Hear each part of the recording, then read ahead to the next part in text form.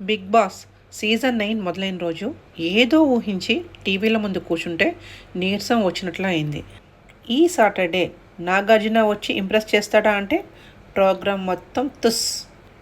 నాగార్జున రావడం, అందరినీ పలకరించడం, హౌస్ మేట్స్లో వాళ్ళల్లో వాళ్ళకు ఉండే ప్రాబ్లమ్స్ గురించి డిస్కస్ చేయడం అంతా మామూలే.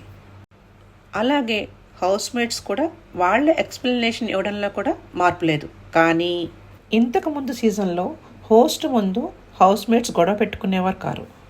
ఈ సీజన్లో మాత్రం హోస్ట్ నాగార్జున మాట్లాడుతూ ఉంటే హౌస్ మేట్స్ వాళ్ళల్లో వాళ్ళే ఆర్గ్యూలు చేసుకుంటున్నారు.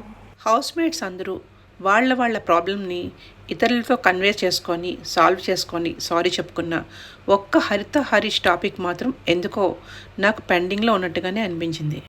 మాస్క్ మెన్ హరీష్ హౌస్లో మాట్లాడిన మాటలు హౌస్ మేట్స్కి పూర్తిగా అర్థం అవలేనప్పుడు హోస్ట్ నాగార్జున వాళ్ళకి కూడా క్లారిటీ ఇవ్వాలి. బట్ ఇక్కడ నాగార్జున తన ఒపీనియన్ చెప్పకుండా ఆ టాపిక్ని హౌస్ మేట్స్కే వదిలేసినట్లా అనిపించింది. ఆడియన్స్లో ఒక్కరి అభిప్రాయాన్నే మాత్రమే తీసుకొని మిగతా అందరూ కూడా ఆ అభిప్రాయాన్నే క్యారీ చేయాలి అనుకోవడం కూడా అక్కడ అంత కరెక్ట్గా నాకు అనిపించలేదు. బిగ్ బాస్ టీం ఇమాన్యుయల్ మీద ప్రేమతో హరీష్ని టార్గెట్ చేసిందా? స్క్రిప్ట్లో రాసిన ఏవో ఒక 4 మాటలు తప్పితే నాగార్జున బిగ్ బాస్ ఎపిసోడ్ చూసిన దాఖలా లేదని ఈరోజు ఎపిసోడ్ చూసిన ఎవరికైనా ఇట్టే అర్థమైపోతుంది.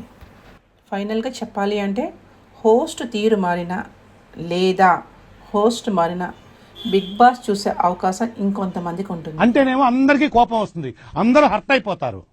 పని చేయడం మాత్రం చేత కాదు.